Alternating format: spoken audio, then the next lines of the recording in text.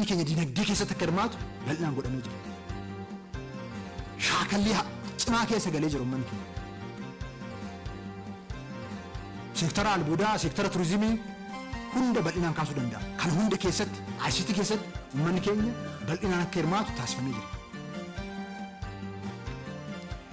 Kana si'oomsuudhaaf mootummaan naannoo keenya keessattuu qusannaaf liqii isaan ol qabatee rakkoo jiru hiikuudhaaf baankii siinqee ijaaree guutumaan guutuutti baankiin siinqee qabeenya uummata Oromooti. Mootummaan naannoo keenya baankii siinqee oduu hin taane kaampaanota adda addaa naannoo keenya keessa jiran kan kanaan dura turan riifoormi gochuudhaan haaraa hundeessuudhaan Oromiyaa Sovereign Fund kan jedhamu hundeessee qabeenya guddaa uummata keenyaaf dhaloota dhufuuf lafa kaa'aa jira. San keessaa baankii siinqee isa tokkodha. Baankii siinqee waggoottan darban yeroo gabaabaa hundaa'e keessatti Itoophiyaa keessatti baankii dorgomaa guddaa ta'ee jira. Gahaa miti. Ammas uummata Oromoon gitu. Hojjettoonni fi maanaajimentiin baankii siinqee uummanni keenya bal'aan hoggansi jiru hojii guddaa hojjeta. Gaaffiin tokko iyyuu hin jiru. Garuu gahaa miti. Maaliif? Hiyyummaa injifachuu qabna. Hiyyummaa injifachuudhaaf immoo dhaabbata faayinaansii cimaa nu barbaachisa. Dhaabbilee faayinaansii kaan itti dhimma hin baane. Garuu immoo bu'aadhaaf oduu hin taane uummata keenya akka si'oomsu gochuudhaaf kan ijaaramedha baankii siinqee. Mootummaa aanarra ture ganda irratti ijaaruun danda'ameera.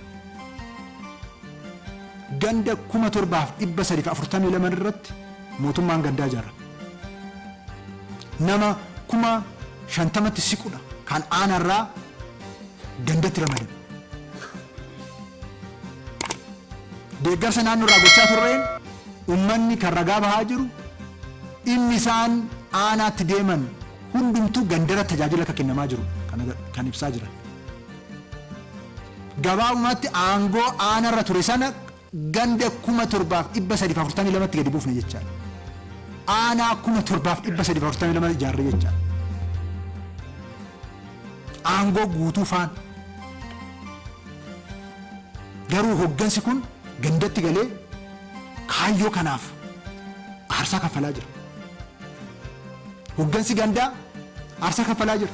Guyyaa guyyaan aarsaa kaffalaa jira. Eenyuuf? Uummata isaatiif jecha.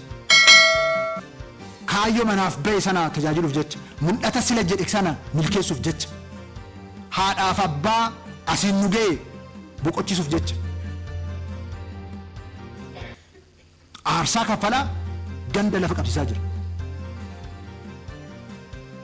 Warri gandatti galanii hojii kan hojjechaa jiran dhugaatti isaan gootota.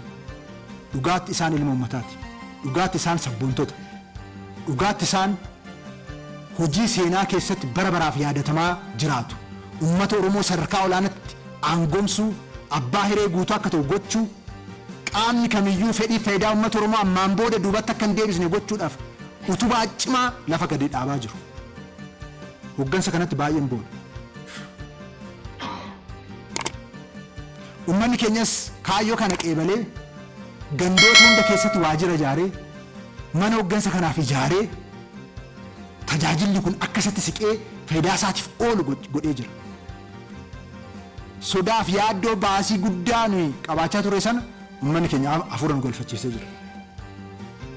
Gandoota hundaaf mootummaan naannoo keenyaa tajaajila dijitaalaaf adda addaatiif qophii bal'aatu godhamaa jira. Gadi indiriirraa ganda hundaaf mootora bitnee jirra.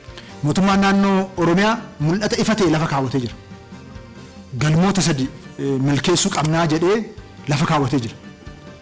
Tokkoffaa fi inni duraa uummanni Oromoo qabsoon uummata keenyaa sadarkaa adda addaatiin ce'aas ga'e kun uummata keenya dinagdeedhaan aangoomsuu qabaa.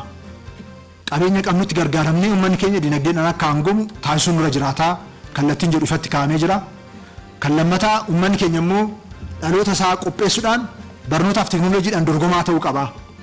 Uummata dhaloota barnootaaf teekinooloojiidhaan dorgome qabaatee fedhii fi hawwiisaa sadarkaa barbaadutti milkeessaa deemu ta'uu irra jiraataa.